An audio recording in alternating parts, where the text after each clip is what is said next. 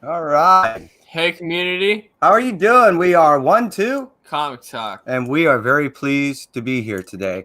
To my, that would be left, is And John. I had to sit there and think about it. then below us is Christy. And Christy Shin of Horror Taurus Studios and John of Comics with Kids.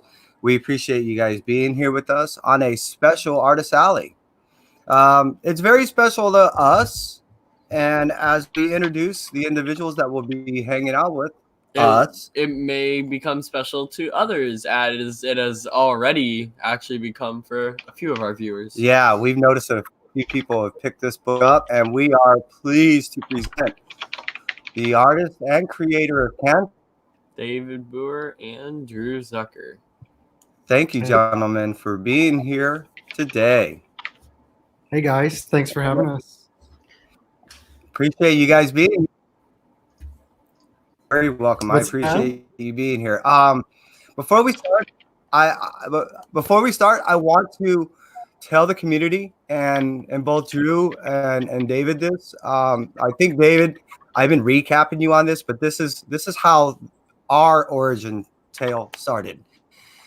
Roughly 10 months ago today, Kai and I woke up roughly about this time, and we went to a local diner. We had breakfast, and we went to go visit David Boer as it was his launch week for the series Canto. This was my son and I's first comic book signing together.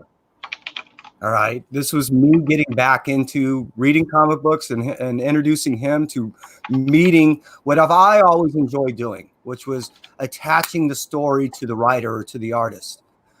It's something that meant a lot to me all my life. From the time that I started creating, this is what started collecting. This is what I did.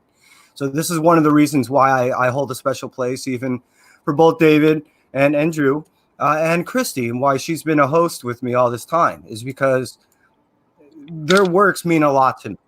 And I wanted to share that with my son. So it's been 10 months ago that I first got to meet David with my son and have our first books, this is the first book that we got signed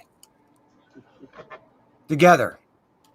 And we met Mr. David Boer. And ever since then, we've been on our collecting journey. So thank you, gentlemen, so much for one, being here, and two, reintroducing me to something I've loved and forgotten, and giving me something that I can share with my son.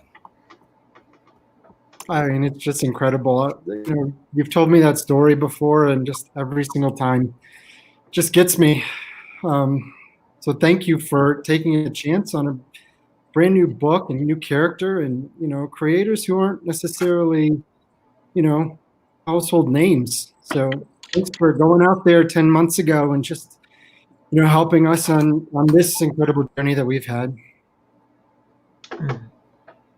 No, definitely. You're very welcome. I mean, it's awesome. The person that's above you right now. Thank you.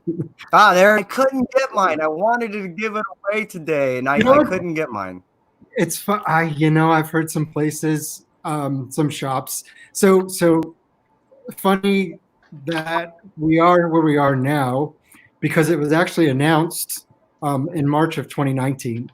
So I'm getting these alerts on my social media. It's like, do you remember 1 year ago? And It's just all crypto, and I love it. But Diamond stopped their shipping due to the COVID-19. The last new comic book day was this past Wednesday, March 25th. And this book was slated to be in shops on March 25th. So somehow we have just gotten so fortunate through this whole process from launch to right now in this, all those extenuating circumstances, that somehow Kinko has found a way to survive. So, and it's thanks to you guys and having us here and just supporting the book. So thank you. Oh, absolutely. Absolutely. Now, the person above you, John, he did our first thespian theater with us. Yeah.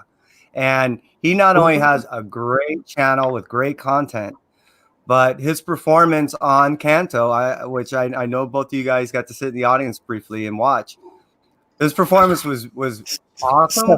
They got to suffer And through it. They got to suffer through it. Oh, I John, don't know, what it was awesome. Were you Kanto? Well, it was just an awesome way. I mean, it's fun because I feel like that was a great idea that Kevin had, and what a fun book to start with. I think it's so many great voices, so I teach third grade, and I have a third grade daughter, and I have a daughter who's in sixth grade, and they both love this book and absolutely adored it. But what I talk to my students a lot about in good story is that you should be able to read a character and hear a voice and not necessarily have the voice sound the same every time another character speaks. I think one of the beauties of Kanto is that it just happens so naturally that you hear a different voice for every character when they speak, which makes it fun for that kind of reader's theater.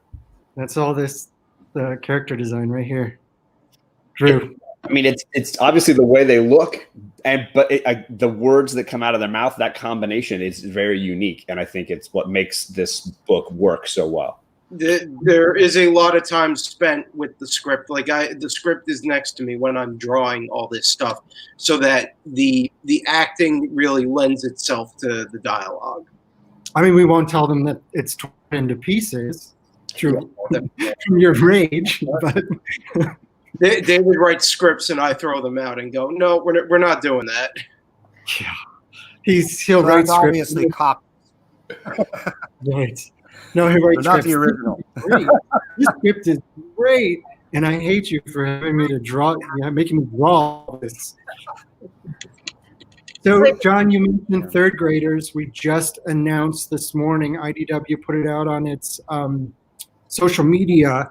If you go to idwpublishing.com/Kanto-coloring-pages, we've released 4 black and white Kanto pages for parents to download and print so their kids can have coloring book pages from Kanto.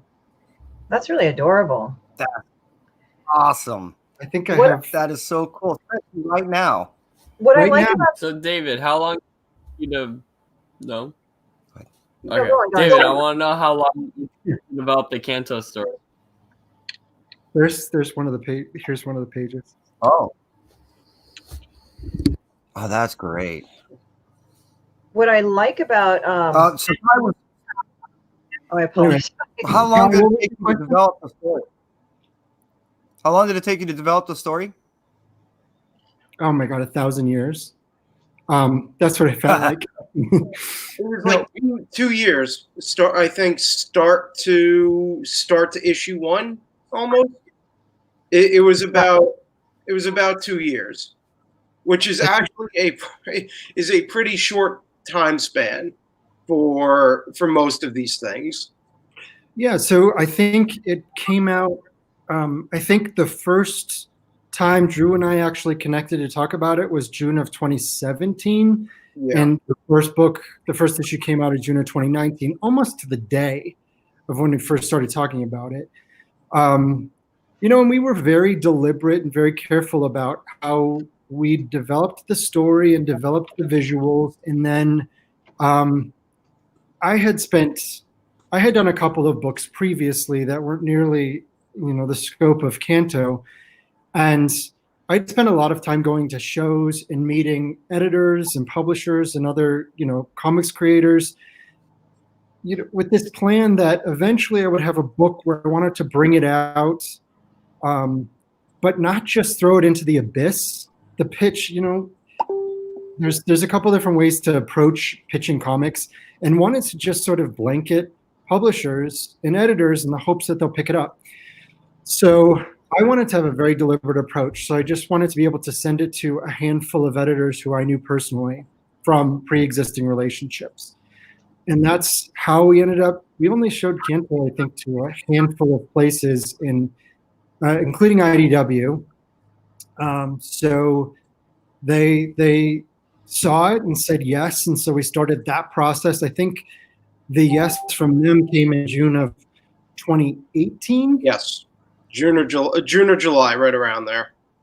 So there was a year from when we got with IDW to first issue release. And honestly, that's wasn't probably enough time to to really feel comfortable and not sprinting once that first issue came out. We did think we were super comfortable with having a couple of issues in the can before issue 1 came out. By issue 6, Drew's got like skeleton fingers because he's just drawing. I did 5 months worth of work in 2.5.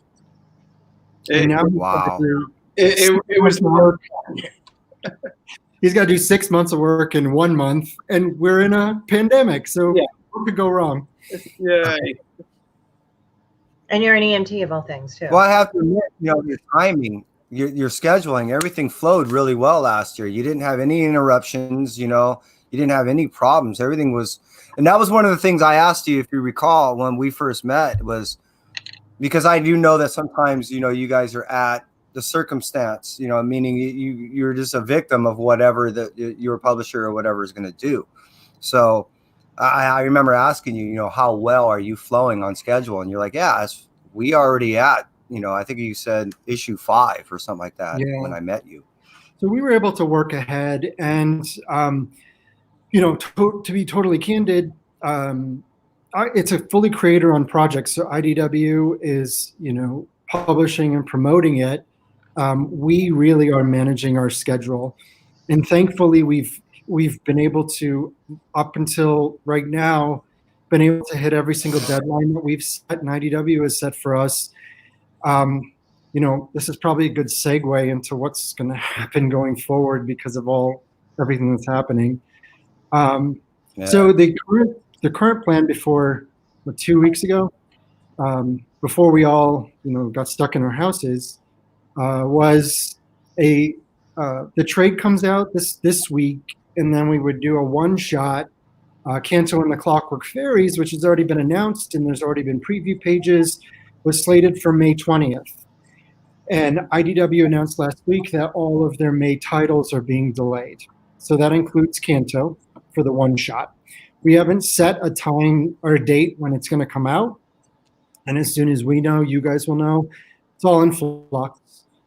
And then Canto 2, the sequel to Canto, was slated, 5 issues was slated to start in June. And we have not heard one way or the other about that being delayed, but it might be this domino effect where everything gets pushed back. So I can tell you, so yeah. I can tell you our goal is to set these new release dates based on events like New York Comic Con, Emerald City 2021, rather than just sort of getting them out when we can. We are at the mercy of scheduling, overall scheduling with IDW. But with that all said, I can tell you, one, creative is still moving full steam ahead on Canto 2. The Canto one-shot is completely finished. It's been approved to print. So I don't know if it has been printed or what.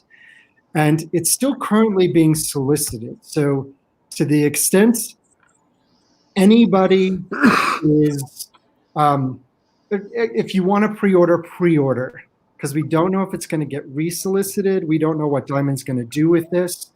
So the best thing that you can do, everybody out there who wants the one-shot, just pre-order. Just ask your shops. It may be that you have to ask again. It may, we may not have that opportunity. So this is our time, and it'll show up in your pull box when it comes out. So There's an interesting question here. one of the people asked, where did the name Canto come from? You might have to read the trade. Oh, there you go. So the name is in the mystery of the whole thing. Canto was all David's idea. I love that. I remember. Kai, do it. What is it? Yeah, the girl gave it to him, right? Yeah, so that's where his name came from. Yeah, got it. Yeah. Yeah, it's the story is basically people that one of the things they're not allowed to have is a name. So Canto was bestowed his name by another thing that his people are not allowed to have, which is love.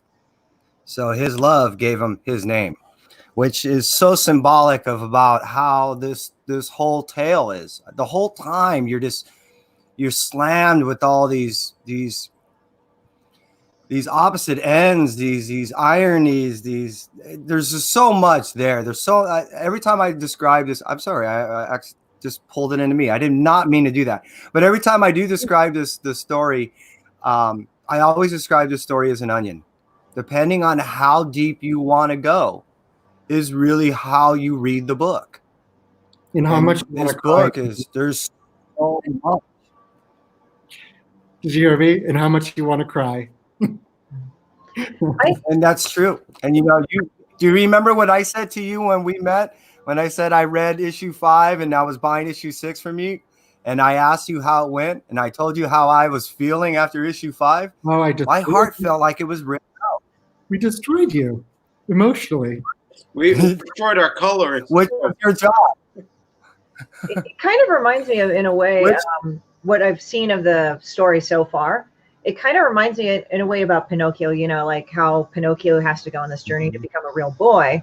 But then on top of it, it's like Dante's Inferno, where all this really awful crap happens to everybody. It's just like this miserable existence. So it's interesting because it adds another level of poignancy to it. Like Pinocchio here is trying to find his like heart and be a real boy and know what it's like to be human. And in a way, even though it doesn't really state the characters in the story aren't human, either the slavers or the beings themselves, and it's even more apparent where they had they look like clockwork people. Like, so you kind of get the thing like, okay, they're not real people, they're kind of automatons, but in a sense, you kind of have a feeling they have a shell, and then they pop it out that they're supposed to pop it out of it and actually show their humanity. So you can look at Next Generation with Data, where he's trying to figure out how to become human. What is it like to be human? So he has a pet named Spot, like a cat. He does all the human things, but it's like, what makes me human? You know, right. Humanity. Speaking of cats, is that your cat? That's so funny. Yeah, this is my cat Ink, and she has a skull butthole. I know because she posted it all the time.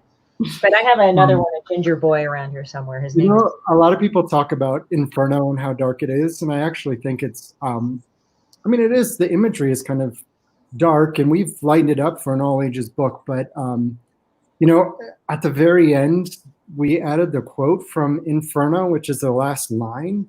And I honestly think it's one of the most hopeful lines that I've read in literature. It says, "It was from there that we emerged to see once more the stars." And I just love that line so much because it just encapsulates what I think Canto's whole story is about: hope and adversity and overcoming that. And even if things don't turn out the way you want them to, they might turn out to be better in the end in unexpected ways. I saw that there was a comment about, where did Drew and I come up with the not like where it came out in the story, but why did you name it Canto? You guys yourselves. Drew? So Canto was David's idea.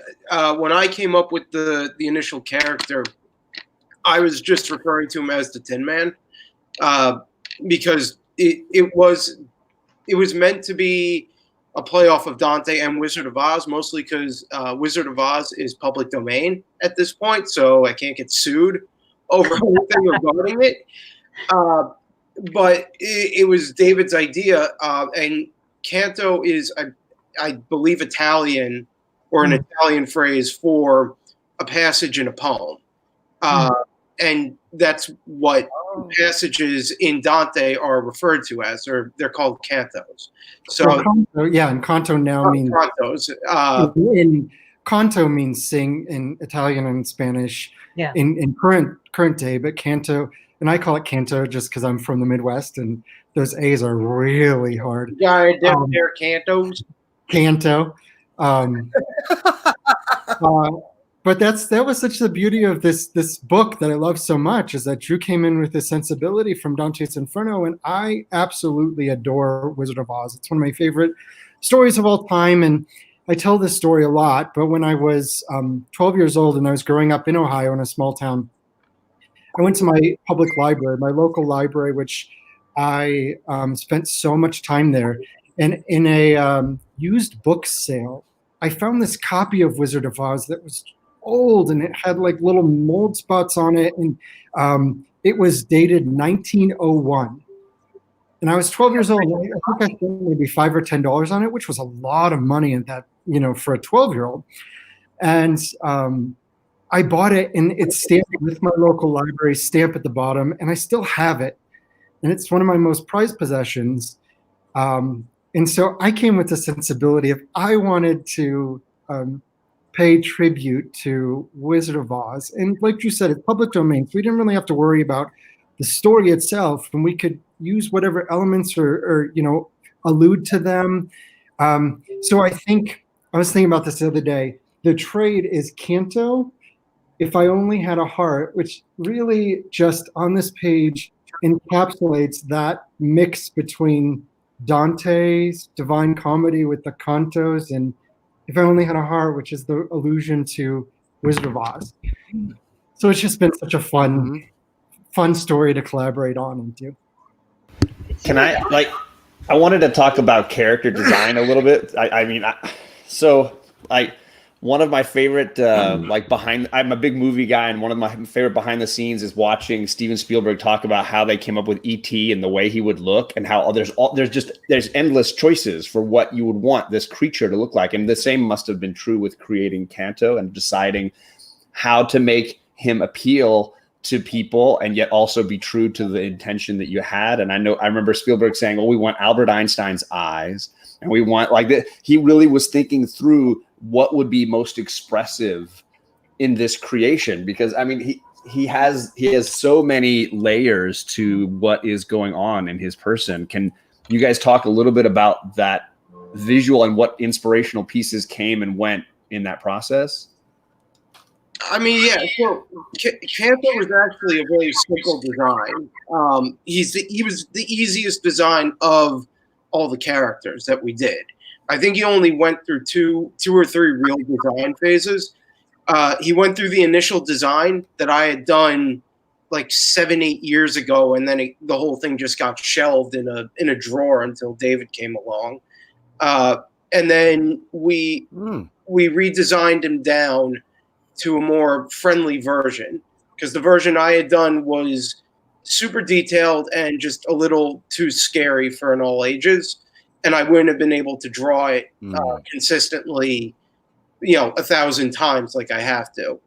The second version was basically the Malarex was about the size of Toto, and it was much more kid friendly and more kind of cartoony than where it ended up. And then when we started doing it, the actual book, I tried to adjust my style to fit with what we were doing. I think I got a page or two in and was like, this isn't working. And just, went back. It was like, you're good at what you do. Just draw the way you draw and hope for the best. And it kind of evolved from there. And that's how we ended up with, the final version of him. Yeah, and the Malarex in particular, it's halfway between Dorothy and Toto and Calvin and Hobbes. So I really wanted to play on space, because I think one of the things that helps kids identify with Canto is that he's an adult character, but he looks like the size of a kid. He's 3 feet tall. Well, he's also very childlike. His attitude, you kind of almost think there's like this childlike innocence with all these creatures except the elders. But even then, the elders are kind of like, I don't want to say Santa Claus, but you know how they have that whole thing about older people, but the older people are friendly and they're wise and they talk to them like they're children, not in a condescending way, but more of in a guidance sort of fashion. Yeah, that's Canto discovering his world. Yeah, and also I've noticed like some of the drawings, like the covers, and what I've seen of the book, it looks like more of not necessarily the cinematic version of Wizard of Oz, but because I was a big Oz fan, like as soon as I could, I went to the public library and just rented out the books of Oz, just whatever I could find. Yeah. And that's actually what influenced me to become an illustrator, because the artists that they used were just incredible. Like the Art Nouveau, turn of the century illustrators were just awesome. So when I see how Kanto is drawn, it's kind of in that old style, like Oz book way, you know, how they had the illustrative plates and everything. That's what I like that weird flowing thing, even though they're supposed to be striations of dirt, but they're kind of merged together, but you can see the flow. Like in anime, if you actually really look at anime, that's the thing. It's the form, but it's simplified in some ways. We have actually, it's so funny that you mentioned that turn of the century sort of, illustration style, because we have an incentive cover that's coming for our first issue of Kanto 2 by George Kaldsudis. He does fantastic work on TMNT covers, and we leaned into the L. Frank Baum Wizard of Oz storybook style. So when you see this cover, it's Kanto. It's the 1901's fairy tale storybook version of Kanto, and it's just it's like nothing else that's on the shelf right now. Like no one is doing this kind of thing for comics. If anything, it feels like probably most companies would look at this and be like, "This is actually a regression for what the current, trend of the comic industry is." But Kanto is we've kind of been about bucking trends with this book quite a bit, so it fits with what we're doing. And the end result is that, I mean, the cover is unbelievable. You know what's actually kind of it reminds me of too? I just realized that's going to be the one. Is the 1 in 10 or 1 in 25? And if our viewers after this go to Ben Bishop's Facebook page, he's doing a live feed right now. I mean, I don't want you to leave here. Stay here with us. He's recording it. So we're done. Go see the recording of Ben Bishop doing drawing. He's doing the 1 in 10 Kanto 2 number 1, and it is an homage to TMNT number 1 from, I forget, 86 or something, the original cover. And it's going to be a tribute to that with Kanto and his friends. Oh my gosh, that's going to be amazing. Yeah. Is it like the uber rough? Is it the uber rough TMNT, like where they had the belts sewn on instead of like the cartoonish ones? Because I grew up with the cartoonish ones too, but I used to read the old school TMNT. So if you picture the issue number 1 from Eastman and Laird, when they were publishing it from their table at the cons, it's a tribute to that cover. It's the same pose of them on the rooftop. That's the 1 in 10, and the storybook one is the 1 in 25. And the reason I love those two covers, Nick, and then Drew's A cover is unbelievable.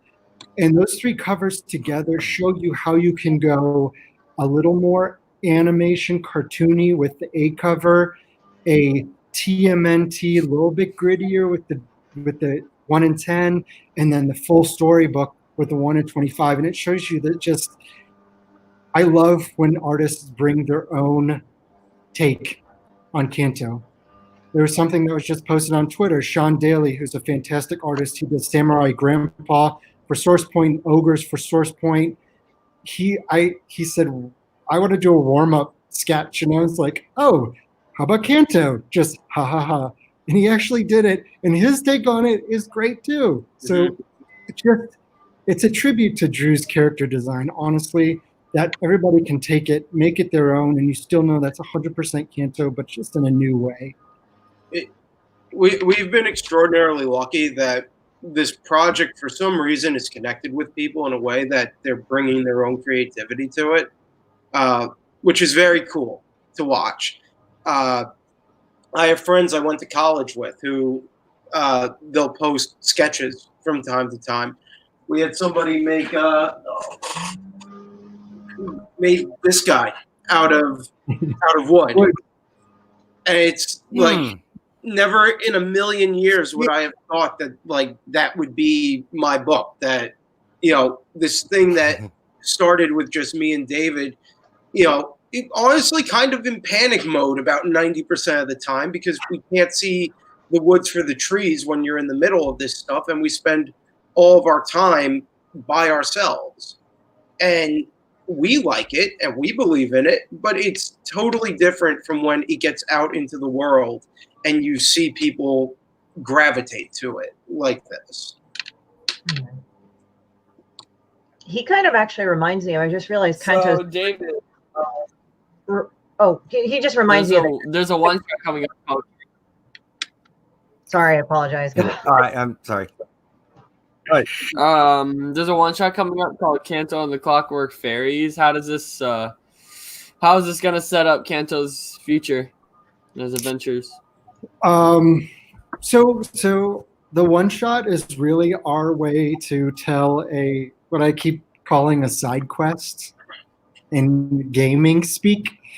So it really is just an opportunity for us to tell a single, standalone story. It's a little adventure of Kanto and his Malarex. It's Kanto helping these fairies that he finds have been taken captive and sort of standing up against another big bad, and really self-contained. And it's our opportunity to, Kanto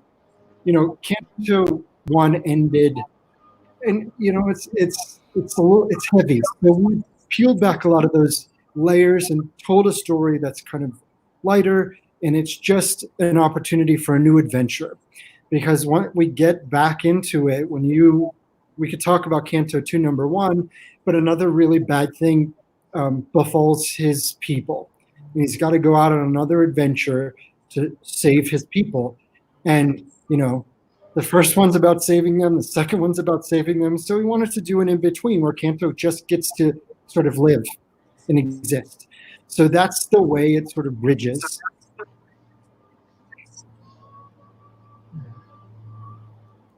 Cool. So, Christy, you were saying? Oh, I just I know like there's some weird delays sometimes with the internet, and I know it's probably overloaded because everybody's on the internet. But what I was saying is that his design actually kind of it hits me now. It's sort of like also a hybrid of TikTok, the Clockwork Man. So I was thinking about that too. Like, I mean, I don't know if that was intentional, and it was interesting because when you showed the headpiece of a prototype Kaida Kanto, it's interesting because alone it kind of might look scary because it's got the fire inside and fire in the eyes.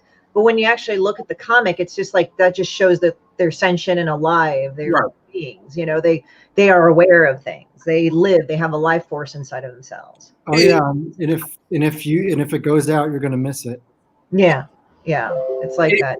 So for me, Kanto is very simple to draw now, only because I've been doing it now for like 2 years, 3 years, so I can draw them in my sleep. But when it went out and we started seeing people drawing it, it made you realize, oh wow, this is actually not as easy to do as you would have thought, because from time to time he'll pop up and he can look pretty scary.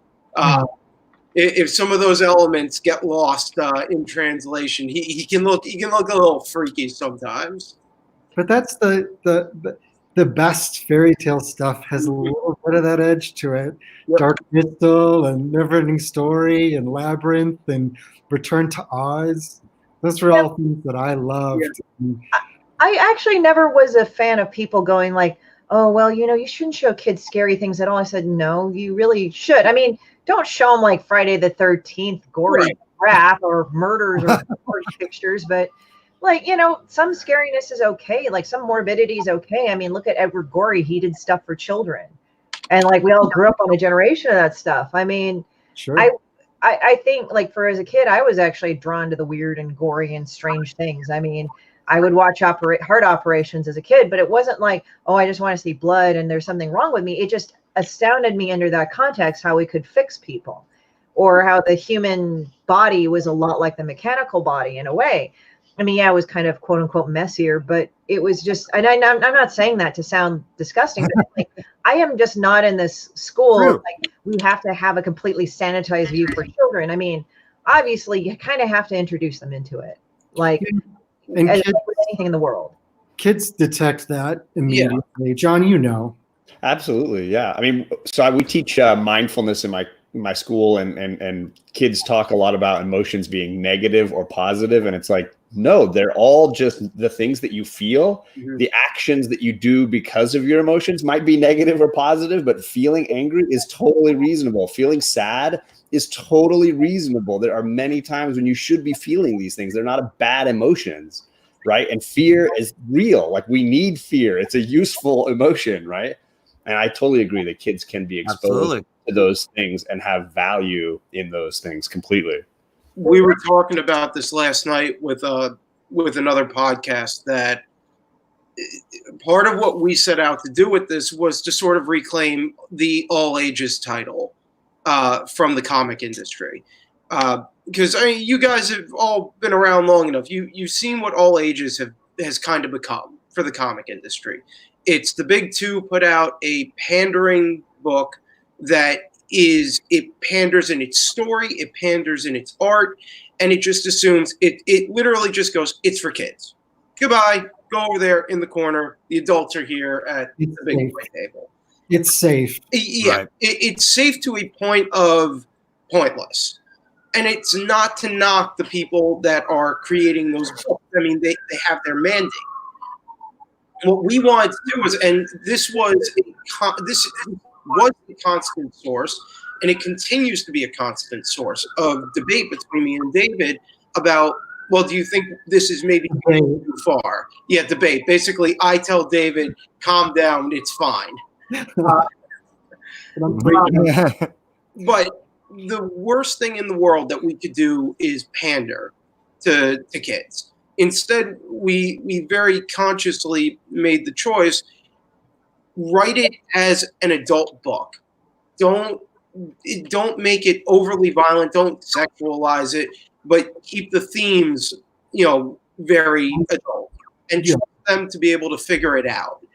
And it's one of those things that, I've talked about it a lot, that Ninja Turtles and Ghostbusters was kind of the mandate for this going forward, where my interpretation of those of that first Turtle movie and Ghostbusters is very different from what my interpretation was when I was 7 to 17.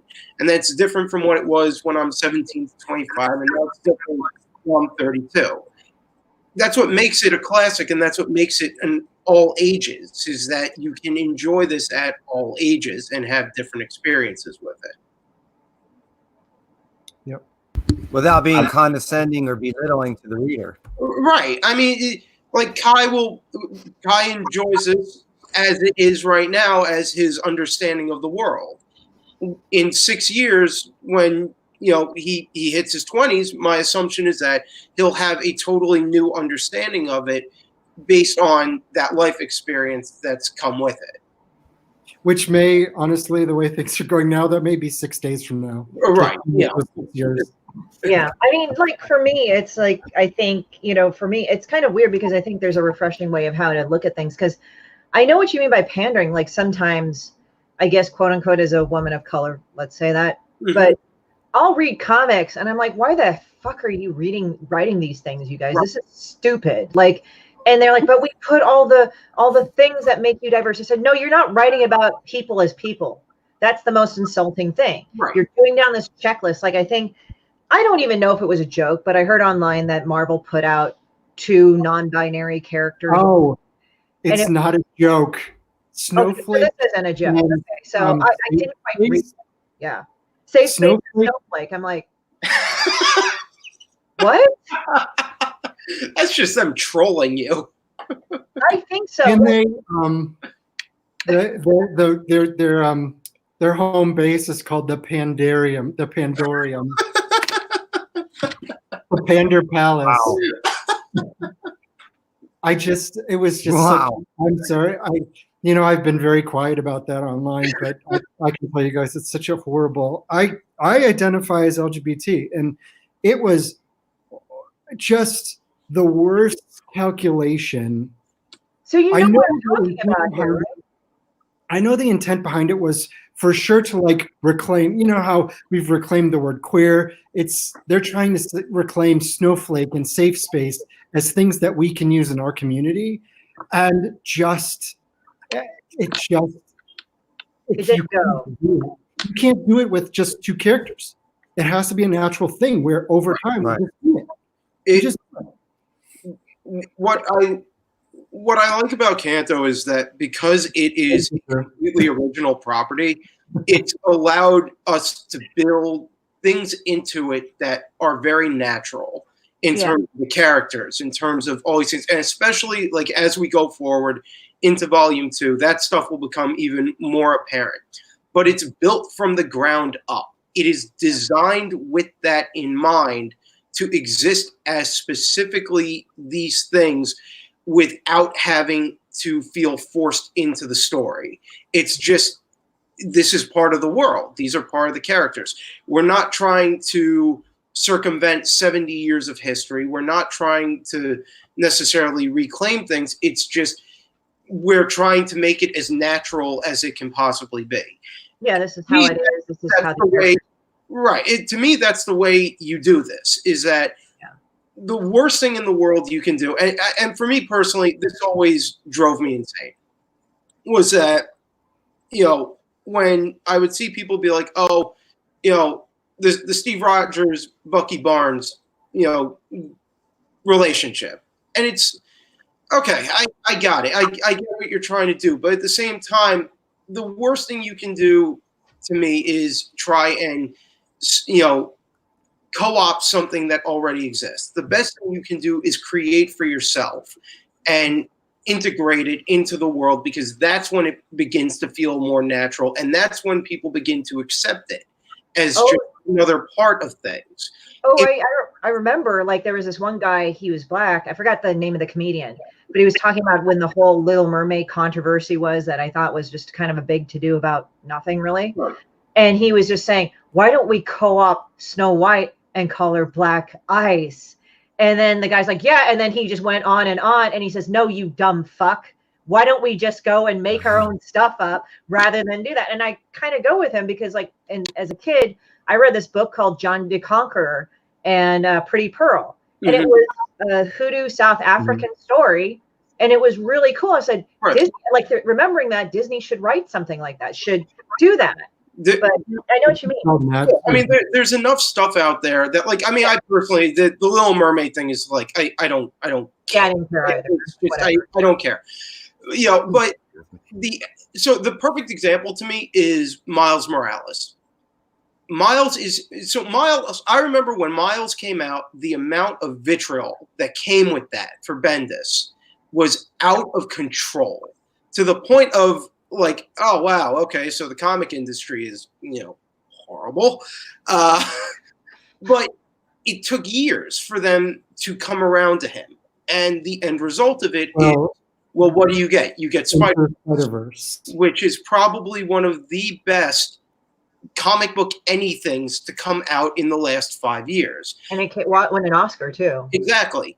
And what you get is, you not only get your original Peter Parker, you get Miles, who is his own perfect and wonderful thing without having to be Peter Parker. And it's like, that to me was the perfect example of how you do this in a natural way to build this kind of, world that you want. And that's sort of what we set out with Kanto, is that just because you haven't seen these things yet doesn't mean that there aren't more things out there that are coming.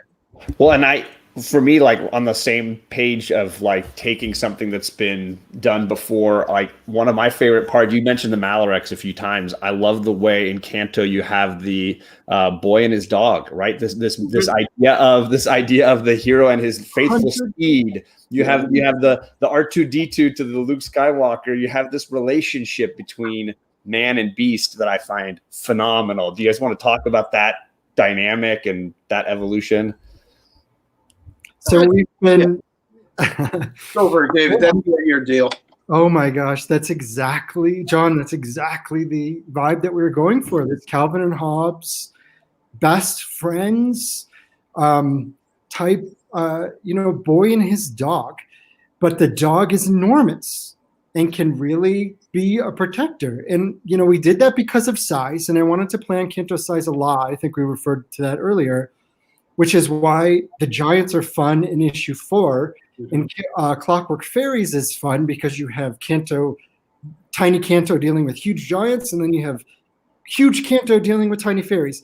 And it's just that dynamic that I love. But as far as the Malarex, my favorite moment, and when the whole relationship gelled for me, was in issue 2.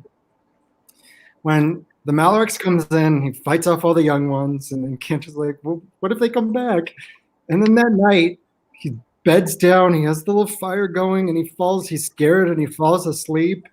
And that Malorix shows up without a sound and just curls around him. I mean, spoiler alert, curls around him.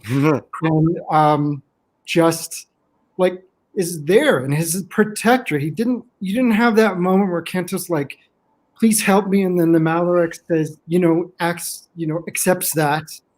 It's just this very natural moment of this animal sees that this is a friendship now, and is now there forever.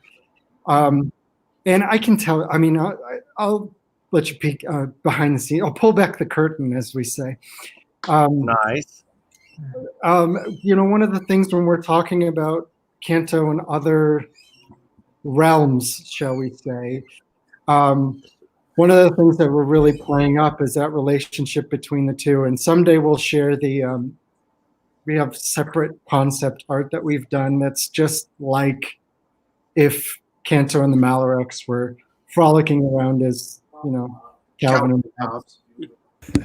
Well, I mean, I just got that image in my speaking head. of like stuff that's like other layers of emotions for kids. I read where the red fern grows as a kid. It was like this huge, impactful boy and his dog experience of just trauma and joy, and I mean all these things. I growing up in California, like hunting with a dog, hunting period was like I'm never going to do any of this kind of stuff.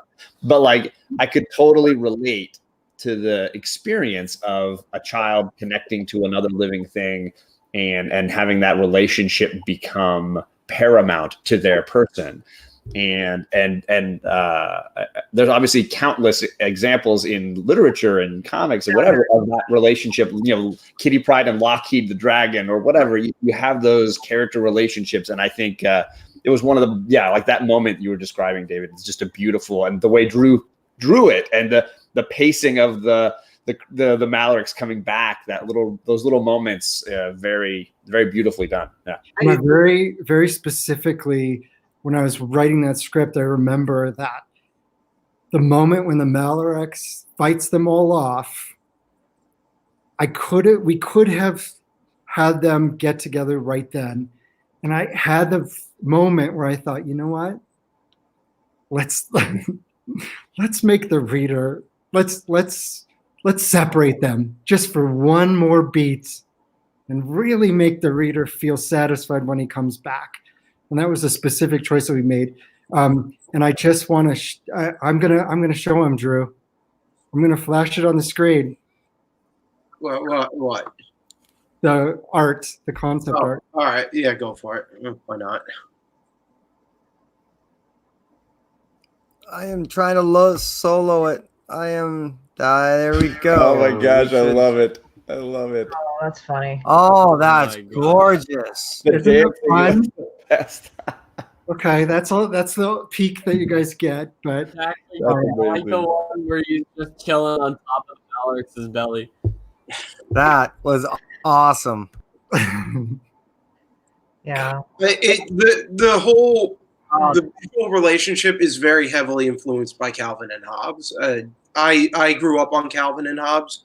That was I had a weird childhood. It was Calvin and Hobbes, and then Cam Kennedy doing Dark Empire. So it's a very strange combination of things.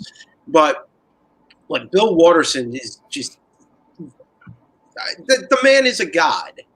The man, between him and Will Eisner, the man is just like, he figured out the perfect combination of how to make this work. And if you're not stealing from Bill, then you're not paying attention. He actually, it's funny when you look at pictures of Bill Watterson, he looks like the dad. He looks like Calvin's dad. He does look like the dad. I was like, oh, that's Calvin's dad, except without the Now, I mustache. don't know if you knew this, but David Pepos, he writes a book called Spencer and Locke. I was don't know if thinking you're that too. I wanted to familiar bring with that. But basically, yeah, that's basically the adult version of Calvin and Hobbes. Yeah. like if Calvin grew up in a fucked So up. if you're into it, yeah. Like this hard-boiled Looking at procedural. me. There's been something eating at me for a while since I started reading this book, and there's something that's revolving around the theme of this, but no one I've noticed has made mention, which is this. I have noticed something that I've yet to hear the community mention, which is the clock-based theme to the stories that you write. Yeah. How is the clock a metaphor or some type of symbolism? There's something deep here, but it doesn't seem evident to me. Could you elaborate? Well, I think my best answer to that is reading Canto 2. I don't know why, but I'm thinking of Hamilton running out of time. You know, you always write like you're running out of time. Like, so it's like, I know time is a factor in this because, and again, you don't need to reveal anything. This is just my thought pattern. But when I first saw the book, like, especially when he has to give a piece of himself to her so she'll stay alive. And it's like your clock, your clock, your clock. And it's kind of like that, all that clock we have. And I think of those silly little, sometimes you know how people put out those videos like where you have the timer running out on there, and then like when a girl has a near-death experience and she's like, what? And then she looks, like one of the more famous ones, and she sees everybody with a timer and it's always running down, and it's running down all the time, but it'll show how much a person has left. Right. And so it shows this guy on the phone and he's like distracted and his time is running out. She just grabs him, pulls him out of the way, and a car narrowly misses him and it resets and it's going down. And yeah. Well, and you mentioned earlier, you talked about some Disney connections. And for me, like I went to, you said Pinocchio, obviously the original stories as well. I went to like Peter Pan and the Ticking Crocodile at the clock. And always like time is always chasing you, trying to like catch up with you. But, you know, I don't want to spoil too much in case, you know, anybody who's listening or who watches this later on, hasn't read Canto 1, but the idea is that these characters have no hope, and with a ticking clock in your chest, it's like there's no, you know, their mentality is there's no reason to hope. We all have this time, and when it's up, that's it. We're done. If you had a heart, you would live your life to the fullest, or could try to do that, because you don't know how much time is left. So it's this idea that it all factors into them not having hope in their world. And as you read, you get to the end of the first arc, you see that there is a specific reason why that was chosen. And then in Canto 2, we really start exploring the idea of time and not having it, and a heart and not having it. Wow, that's actually a very eloquent and definitive. That's what I was looking for, actually. I mean, a plot to the next story. That's actually what I was looking for. You know, right. And which I don't want you to do. I do not want you. I have noticed that this is a story that is great as far as not knowing what's coming up next. Because if we do have too much lead, then it tends to ruin what the effect the story tends to want to have. Meaning, when you didn't tell me about 6 and I ended up reading 6 and I told you how I felt about 5, I was so glad that you didn't tell me about 6 at the time, because if you had, I think it would have really removed how 6 felt to me. So I do understand of how you've been able to give us enough, not give us too much, and I appreciate that. But there are some questions that we love to ask before we let you go on a more personal level to let the community know kind of who and how you are. So I'll let Kai ask this first one. What are your comfort foods? Comfort foods, right? Like comfort foods? Drew? Yeah. I am a big pizza and French fries guy. French fries make me happy. Okay. I have a very specific one. My favorite snack of anything is lightly salted Lay's potato chips. It's very specific. But I love them so much. I that's what I would live on. I lost so much respect for you right now. It's carbs. Is there pizza and French fries? Fine. Don't judge me. I That's literally hilarious. an 8-foot box. My students know that I'm allergic to chocolate. I can't have it. And like one of those traditional teacher gifts is chocolate. And they know that I'm addicted to chips. And I get like a ton of chips now. It's like whenever there's like a teacher appreciation day, just chips. You live in my best life right now. My black cat. Christy, what's yours? Oh God, I have a lot of things.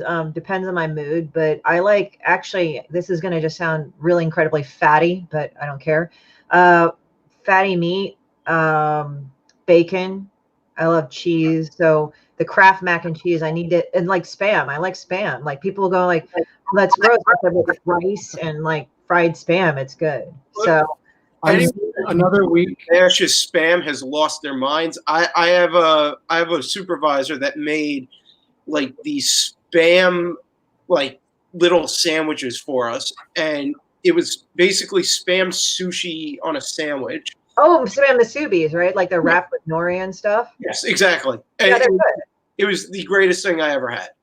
Yeah, pickle food, and I also like salt and vinegar potato chips. Funny enough, some people go like, "Ew, I can't eat that." I said, "Oh, good, more for me." Fuck Yeah. Take care. Fuck you. I don't care. I'm getting it. Yeah, you reach into this bag, you're gonna pull back a bloody stump. Right? I don't know. It's like funny because like some people go like, "I don't know. This guy messed with me about this and this." I said, "I don't know. Nobody messes with me." I said, "I guess I have resting murder face." So like girls have the resting bitch face. It's like I just have the resting murder face. It's like leave me alone or I'll kill you or something. It's like this is my regular face. I don't know what's going on. I don't like walk around like that. I just like okay. It's funny. Do either one of you play video games? Yes. As often as I can. Which ones? Oh, Oh, okay. I play a lot of Call of Duty only because it can be played in very short increments. Yeah. But for me personally, probably the best thing I have played, my game of the decade was The Last of Us. The Last of Yeah, the Last of Us kind of was a lot like the experience I had when I was in high school and saw Apocalypse Now. And currently. Yeah, currently. Practice. Actually, I was joking. I was saying to my friends, like some of them were in the game industry. I said, you know, we should do this game about what the quarantine now, but do it kind of like The Last of Us, but kind of lame. Because it's like when you think about it, it's not anything like we were joking, my friends and I, even though the situation's serious, it's like people must really fantasize being a part of The Walking Dead, and you don't want it to be that bad, you know? Like go to a store and walk around a little, you know? I can tell you from experience, you do not want it for no other reason than the smell. Oh, God. The smell, like if you've never been around anyone that's been like down for a while, like it's the worst thing in the world. Yeah, that's what I heard. Not just the people who are alive and haven't showered for like 3 days because there are no more showers left. Well, I mean, that's just Comic-Con. Oh, yeah, but no, it's like, you know, you get up and you like put on your clothes. It's like, well, it's time to go out. And then like, I could just imagine this game. And it's like you play the radio and like all the elected officials are saying, just stay indoors. It'll be fine. Just like don't spread the disease or anything. And then you go out and then your notifications pop up and like, oh my God, this is a bioweapon. Oh my God, it's this. Oh my God, it's that. It's like the game is just you have to stay 6 feet away from everyone. Yeah, and it's just like, and it's like you're walking and then, like, like you run, like because like in a video game you would run, but then the character stops running not because they're low on stamina, they just don't want to run anymore. They're fuck running. You don't need to. So I am not a current gamer. In film. So you can. Oh, what's that, How would guy? you like to see Kanto portrayed in film? Oh, he was asking, how would you like to see Kanto portrayed in film? Like meaning like real life or animation or? $200 million budget? No, I'm just I'm kidding. sure you've thought of it. Ooh, yeah, that would work. Green mocap. Oh my gosh, live action CG. Circus. I know my answer to it, and I know it's probably not the most viable one, but for me personally, I have loved Castlevania on Netflix. Oh, that's a good series. And I would very much like to see it like that. I like I Alucard. actually, I totally agree with that. I know the style. I could see Kanto looking like that.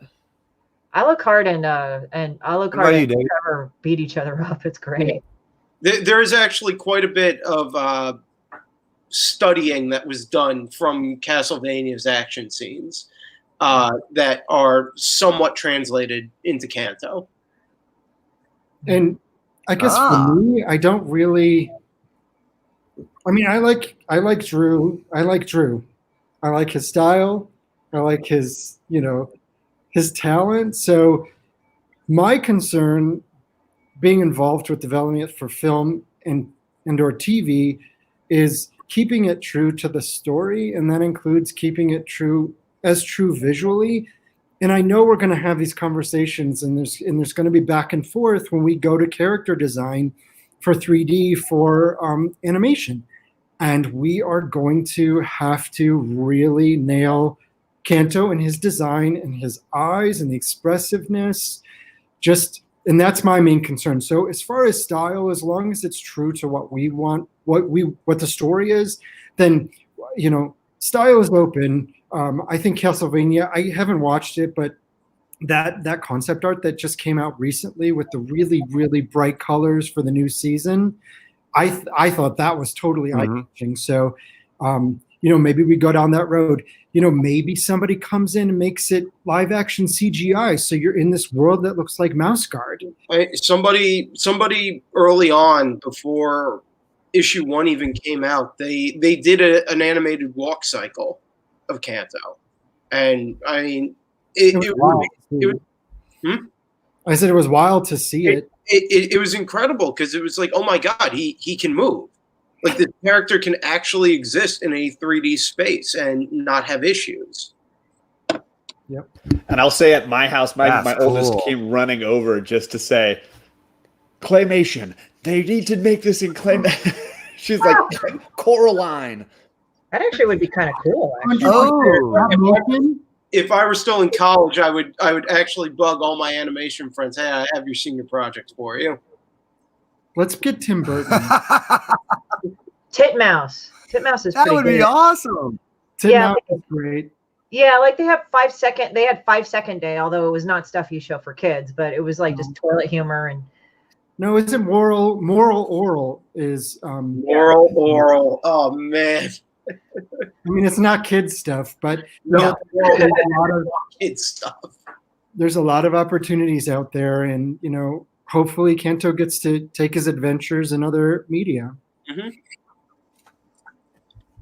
And we all So, get a Funko as Pop. far as the community is concerned, how can they basically get a hold of this book, the future books, get a hold of you? I mean, how can the community find out more about the story and more about what we're talking about? Drew? David? Yeah, David, you take this one. Okay. So right now the shops are really suffering. They're only doing mail orders. So the trade, If I Only Had a Heart, came out this week, like we had mentioned. Shops have stocked it. So call your shop and ask them to order a copy through mail order. That's the most help that you can do. The trade is also out in all bookstores.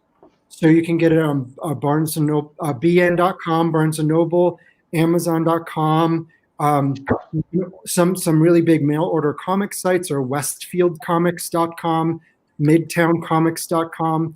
I know I just personally sent 5 copies that were signed to Golden Apple in Los Angeles because they got shorted, got 0 copies. So I want to help them out. So I sent them 5 copies and signed them. So they're going to be offering those for sale. Then you can find Kanto as a story on Instagram and Twitter at Kanto Comic. You can find me on Twitter at David Booher and Instagram at David M. Booher. And Drew? Instagram, I am Drew Zucker Art, and on Twitter, I am Drew_Zucker. And I just want to one more. That's awesome. Gentlemen. Before we go, I just wanted to plug one more time. the Canto coloring book pages that we just released today, if you go to idwpublishing.com/canto-coloring-pages. I just put the link to that in the chat, so people can click the link right there, and it'll take them straight over. Great. And if anybody Thank you, go to our John. social media, we've tweeted it out. We've put it on Instagram. If anybody could share that with anybody else who has kids at home, just print out those pages, get them coloring, doing something else. They might not be able to go outside, but you know what? Their imaginations can run wild. Mm-hmm. Hey, I want to thank everyone here, the panel, John, Christy, Drew, of course, and David. It's been a pleasure. You guys have, I know, speaking for me, and I'm speaking for Kai, have changed our lives, and I know for the better. I know that this story has touched people beyond a story, because I'm speaking for myself, and I know there are others out there. I know that what little that Kai and I have talked about this thing, even though we talk about this thing all the time, others out there have told us they've enjoyed the story on their own level and their own reasonings. So, gentlemen, just keep doing what you're doing. Thank you so much. And again, from us at 1-2 Comic Talk, thank you very much. Thank you, guys. And stay with me, gentlemen. And I'll so we have you in the background. And Did I get it? I think you did. Thank you. That was Being kind of finicky. Yeah, well, as we know. We Dang. Let's try this again.